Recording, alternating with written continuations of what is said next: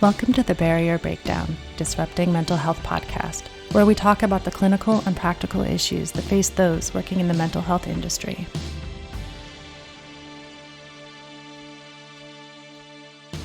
Hi, everyone. Welcome to this week's episode of the Barrier Breakdown, Disrupting Mental Health. My name is Erin Molyneux-Bailey. I'm the Chief Operating Officer at Cognitive Behavior Institute, and my co-host, Dr. Kevin Caridad, who is the CEO and owner at Cognitive Behavior Institute. This week, we have two very special guests, me and Kevin. We are doing an episode this week with Kevin and I, where we are answering some questions that a lot of our listeners have sent to us regarding starting a private practice or interest in working for a private practice. And so we thought it would be a great time to kind of go through some of these questions and share our answers with y'all. So we hope that you aren't disappointed, but we think it's going to be a fun episode. So I think it's very timely. I think you hear a lot of people going into private practice. We're going through some pivot points here at CBI with some new software that's going just spectacular.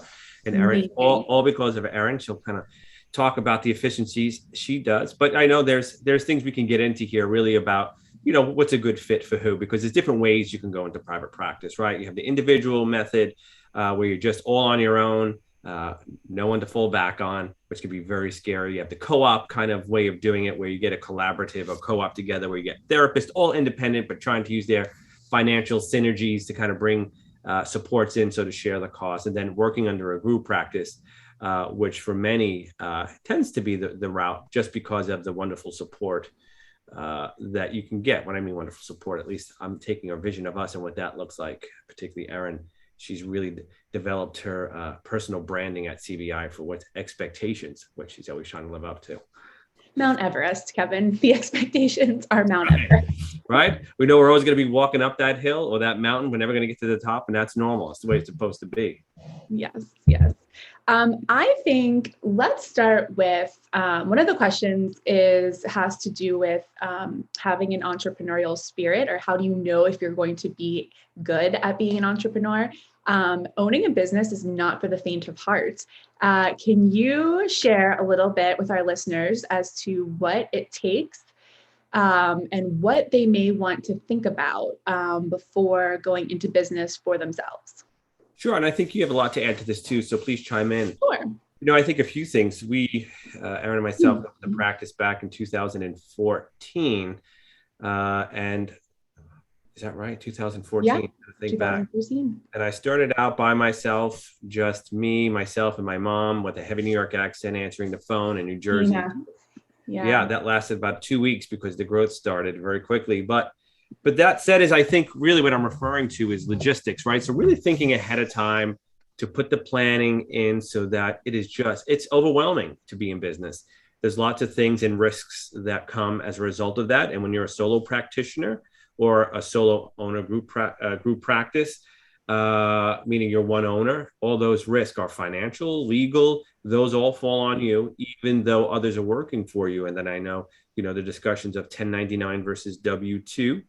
And then the mindset, you know, what do you want out of a private practice? Is that good for you? Is it, I don't want to work under anybody, I need to go my own lane? And what does that look like? Is that own lane going to be successful? I think the pandemic and the demand increase has made that more likely to happen. Is it that I want to do really well, have really good support, and have that feel of being independent, but also working within a group practice, kind of the model CBI has, and what you're going to hear that flavor over and over again, because we do believe it's unique in its own way, or go another path of the collaborative kind of view. But, you know, I think there's a lot that takes to growing into it. I was lucky and married up. So financially, it wasn't an issue for me in the very beginning because I didn't, you know, those that know CBI, it's quite the rapid growth. And I didn't really get paid the first 2 years. I kind of reinvested. So literally 2 years in order to, I think, which was helpful for CBI to be where it is today, is to be able to throw all those resources out, reinvesting back in humans, which are the biggest factor, and learned a lot with advertising, what I feel is helpful and not helpful. How do you market yourself and separate yourself as a practice and build confidence in the community? other referral sources so that you're resilient, not dependent upon any one referral source, so that things can happen. And then how do you think about what you can't think about? Really, the things that have always gotten us at CBI, the things we haven't thought about. And I can tell you, with our large group, we think about everything. At least we think so. And so those are the unknowables that if you're a personality, you don't like uncertainty, you don't like conflict, you don't like to put yourself out there, you don't like to be the center of attention, you don't like to hold people accountable, you don't like any financial risk, legal risk, probably solo practice, group practice, or collaborative practice as an owner is not the way to go. So Erin, any other pieces of that? Yeah, no, I definitely agree with you that and that everything you just talked about. I want to kind of again echo the piece of having that entrepreneurial spirit. I feel like a lot of times people don't necessarily know what goes into owning a business. There's doing your profession, but then there's also countless hours that you're not that aren't billable, so to speak, that you are going to be spent. And one of the key things I think is getting good people in those positions. That becomes a double-edged sword because you're only able to do that if you're reinvesting, like you had mentioned, back into your business and not taking a salary. It's going to be very difficult to be able to hire, so to speak, good people on the administrative side until you've grown quite a caseload or business with your therapy practice. So it's kind of like, what comes first, the chicken or the egg? Is it you're going to, start off by yourself and do all this and really, make sure that your personality and your risk tolerance and your mental health is a good fit for this? Are you going to financially be able to, sink all of your profits into others for the growth of the future, or to build your practice's brand, so to speak, because that does take time, energy, and money. And, one person doing everything, I think, really leads to burnout, as we've kind of... Efficiencies too, Erin, I would say, because you can't be great at everything. Yes. Having more than one, you can only have so many great conversations with yourself before you need a sounding board, or you need somebody to take the reins on certain things to get a good perspective as to, what is working and what is not working. There are ideas and efficiencies and concepts out there that you may not even know exist unless you bring in somebody from the outside or another person to help you. So those are all, I think. Even a good example, think about telehealth, right? So we're involved in many boards on Facebook and other support groups where people come together to get ideas. And the breadth of ideas that you see out there and opinions and interpretation are so broad. And one of the things that I always get concerned about is oftentimes we can take those at face value, all good intentions by everybody, hands down, there's good intentions. But at least from our experience, a lot of the time the information is not accurate, and people will come back and speak with an authoritative perspective about how you're wrong on that post. And it's kind of like, so the advice I'm giving is ultimately we don't make decisions unless we have it in writing at CBI. Yeah, I would not bank your business and everything you create on Facebook advice. Unless you have it in writing from a confirmed source, whether it's an insurance company, an attorney, an accountant, things like that. That's how we operate. At CBI, we kind of have this mantra, like, we don't like to live in the gray. And the black and white thinking is something that sometimes we challenge ourselves to, to kind of think outside the box, but we always want to make sure that we are clear and we are not putting ourselves into a situation that in the future could come back to bite us. Let's even get away from legals, make that concrete. Just even going back to telehealth again, because it's so precedent, is if, when you read the, insurance X says, hey, they're going to cover it or may not cover it, but then, and is by this date. And then suddenly you're like, okay, it's going to be covered. And then the date happens. And then suddenly it's not covered. You didn't have that discussion. You have to go and get that money either from your client or eat it, right? And so how many clients have that insurance? How much money is that, and is it worth it?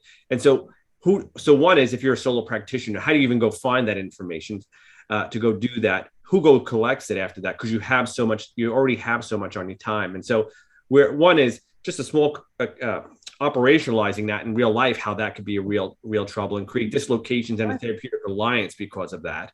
And actually, when you have a dislocation in a therapeutic alliance, particularly of a finance, has been shown to increase your risk for getting sued. So things to be concerned about, but also just a really kind of a speckle of salt about some of the things you have to think about when into private practice from a liability perspective and things that you have to do, both money, time, and energy.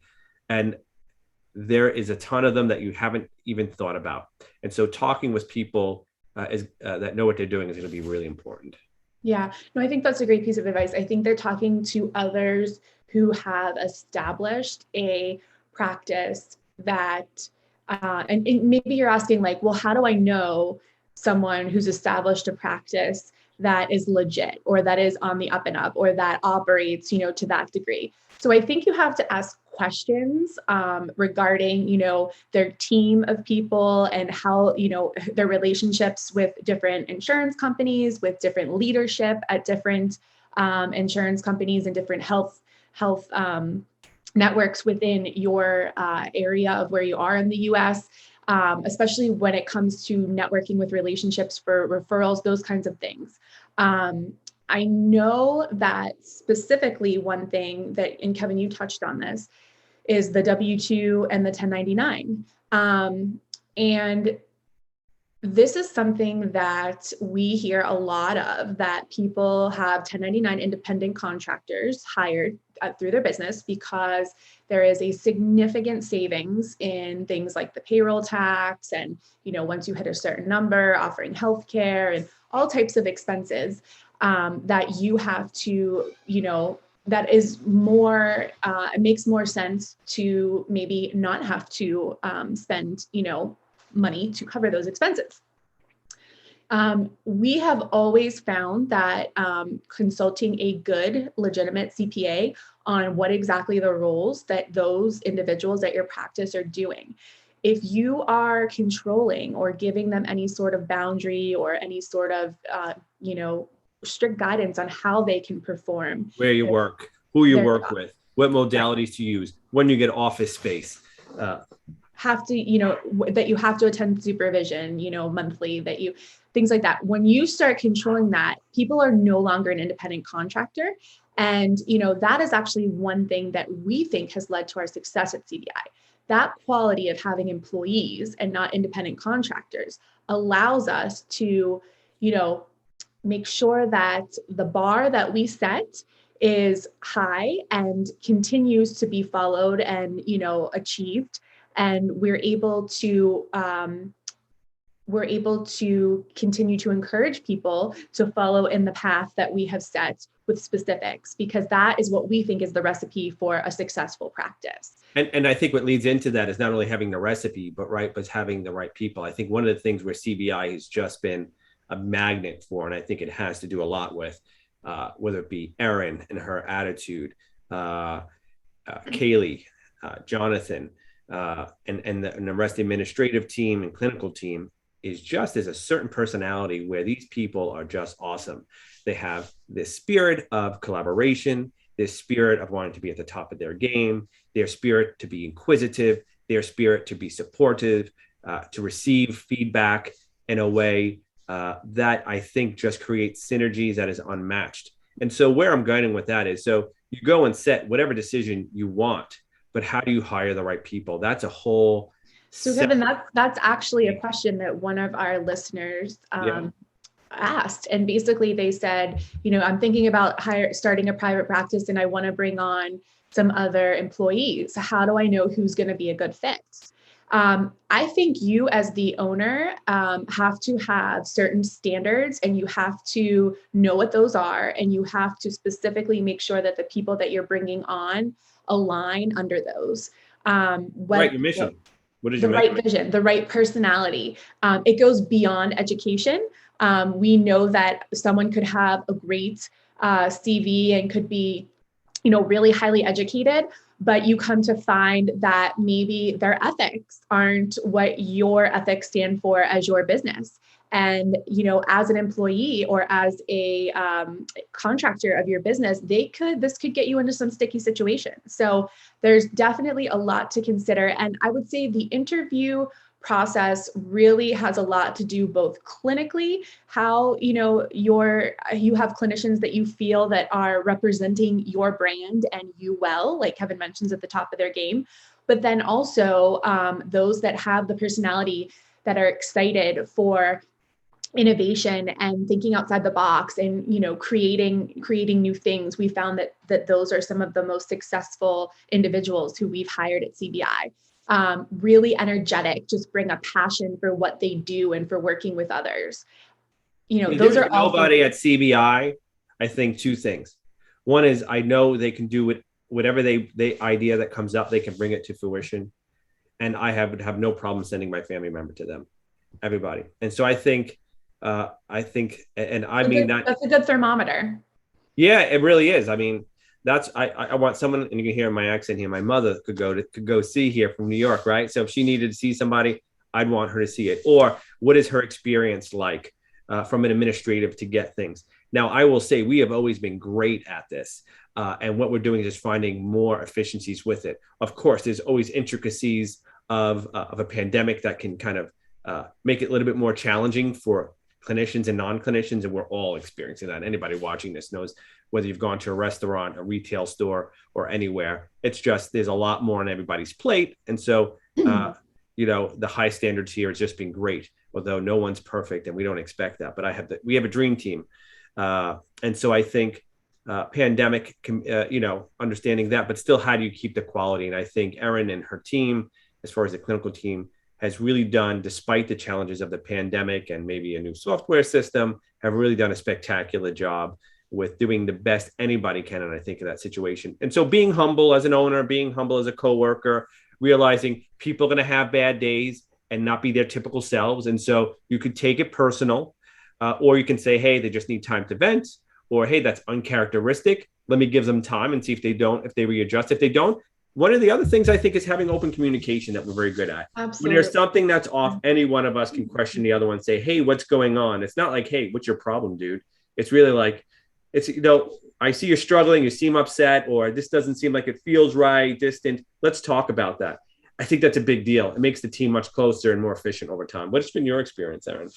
No, I completely agree with you. And the fact that we can sense that amongst our staff when something unusual or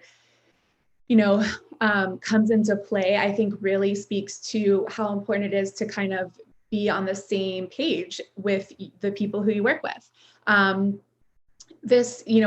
don't know if I've worked places before in my life prior to CBI where, you're kind of just like one of many and you kind of just blend in and you kind of just, go to work every day, sit in your cubicle, see your friends at work, go home.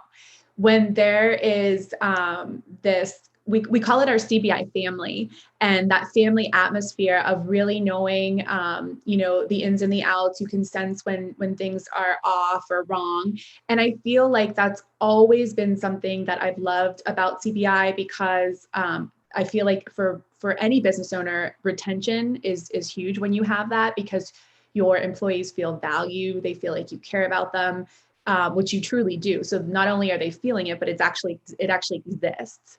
The pandemic, I think, has really changed the way, even more so working environments. Like, we put a lot of energy and time into feeling and staying connected, even though we couldn't all physically be in the office together. We weren't all enjoying, our catered lunches like we would normally do in the conference room in the kitchen area. We weren't able to do live trainings for CE events.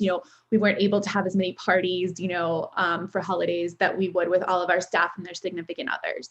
I think there's a lot that goes into creating that kind of family atmosphere, making people feel like they're irreplaceable, making them feel like they are so valued and bring, specific qualities. It's genuine, right? Because we feel. And that's what I mean when I say feel like, I mean like it actually exists. So like it's true. Like, this is actually, we're not just making you feel something that's not really there. Like this is actually truly how we feel. And so I think that it's really important to be able to connect to your employees like that. And it's not that everybody has to be in everybody else's personal business. We definitely are good with boundaries when it comes to that. But it's that extra sense of, knowing when someone's off, knowing how to help, knowing, if they want to talk about it. And it can be about good things or bad things. That's one thing that we go out of our way to kind of highlight people when they're doing just exceptional work. But we also, want to touch base with them if we feel like something's not right, because we truly care and we want to know how we can help. So building that kind of culture with your staff and your employees, I think is really, really critical.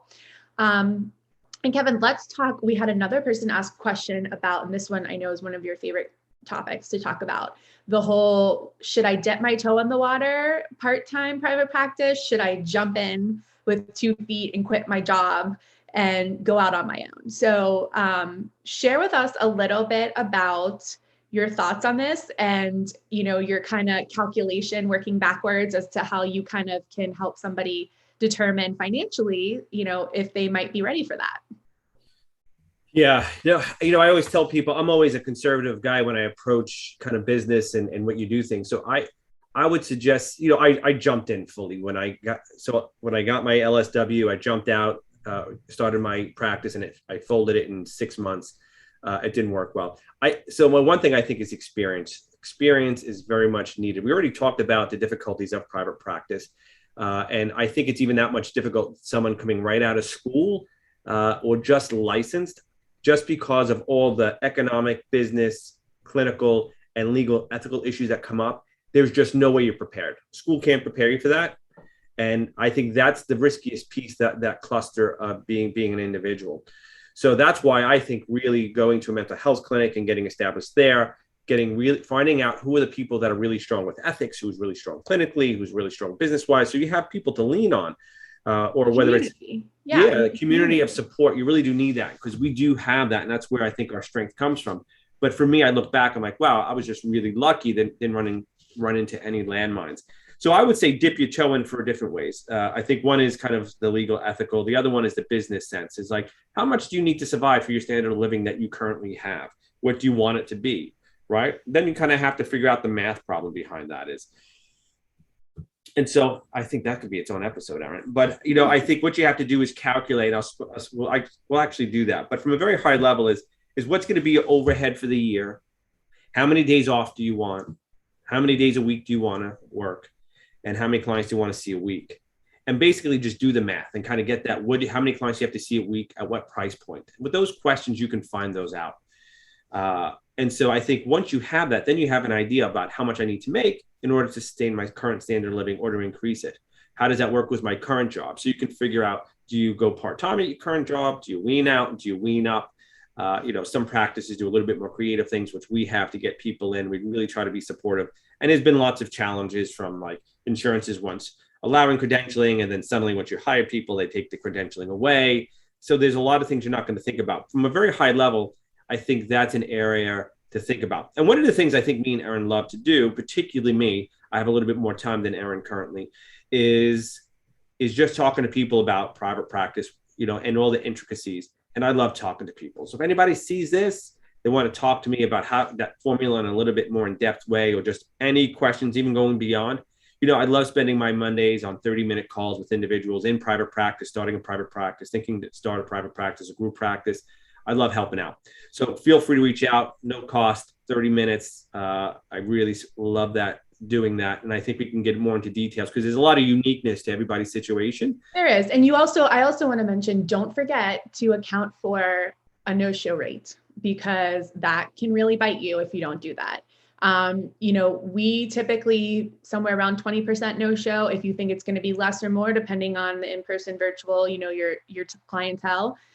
Make sure you take that into account, because you don't want to be 20% short on your bills for the month if you are, doing apples to apples. So it's true, because those show rates are different from private insurance to self-pay to Medicaid and Medicare. And, typically Aaron's talking about 80% show rate. That's very conservative. But when we use numbers, we use conservative numbers, although we know it's higher than that, the show rate.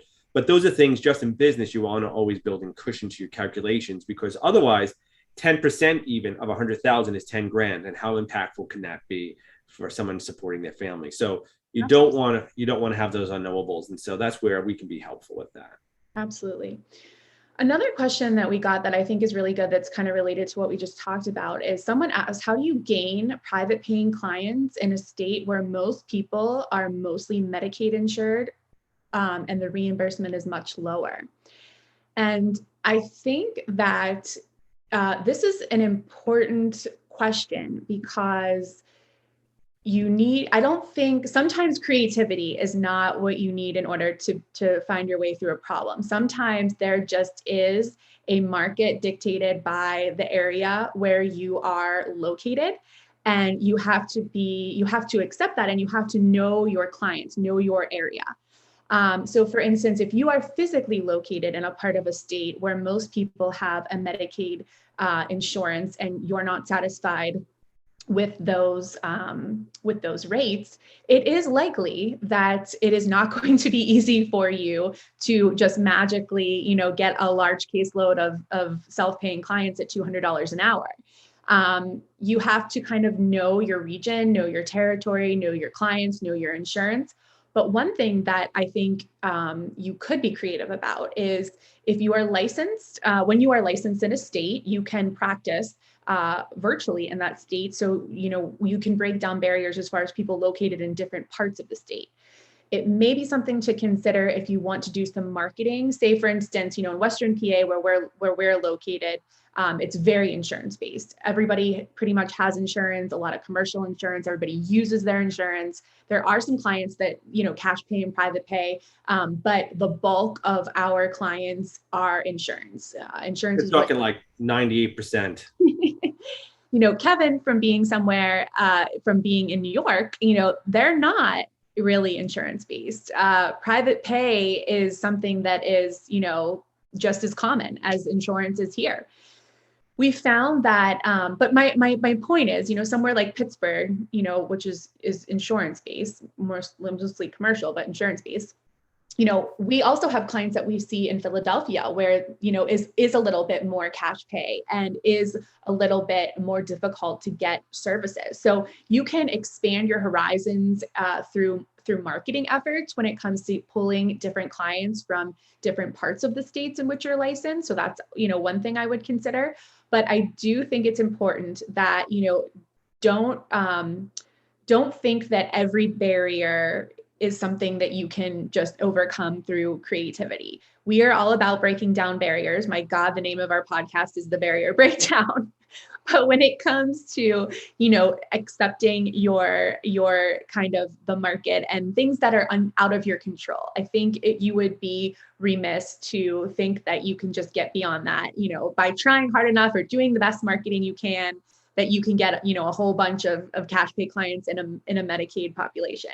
The likelihood of that happening is not very high. You're going to have to look outside your world and your close sample, other states, multiple licensure types, which create other creativity issues of maintaining CEs to maintain those licensures, particularly if you're not a psychologist in SIPAC. But those are all great points. And I think, I think it's an episode in of itself. How to I feel like there's a lot of episodes within themselves as we're doing this. Yeah. So let's wrap it up, because I know we are kind of going a little bit longer than normal. And I think this is a really good question. And Kevin, I'm going to let you answer this, because as a business owner, this person is asking, how do you set aside time for education? Or how do you prioritize education and continued learning, as opposed to time away from seeing clients, or time away from, the administrative piece of running your business? So talk a little bit about how important, that is, and the boundaries.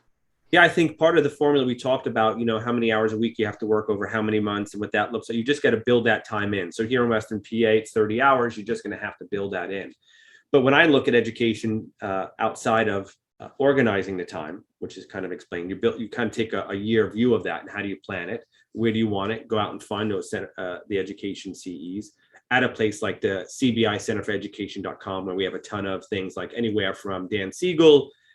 We had Sue Johnson in the past. We have 4-day intensives, but they're virtual, right? So you don't have to travel to and from. So the virtual education piece actually saves your time. Now, you can schedule in training specific blocks without considering staying somewhere for the cost of a hotel, if travel time. So, think about take a year perspective or 2-year perspective, because that in Pennsylvania, our reset is every 2 years. I obviously, if we have to do 30, so I'm going to do 15 a year. How do I work that 15 in? What kind of blocks do I want to do? Can I lean heavily on virtual because that's most efficient for my time? And then what type of trainings do I want? I like meaningful trainings that's going to change practice and specialize myself. I think that's part of my success. I always ask the question, why would I come see me as opposed to any other clinician? What separates me? And really getting not only trainings and certifications, but getting trainings and certifications that actually mean something, not just an extra letter because of, let's just say it's education, a CE program X that puts out certification versus that you completed it and give you a certification, versus robust, where there's a real didactic approach to you learn academically, but then also get to support on your clinical application and learn how to apply that efficaciously. I think that's important.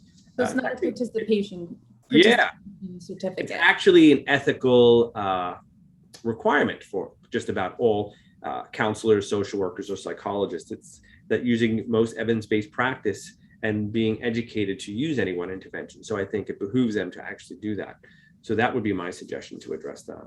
Awesome. Wonderful.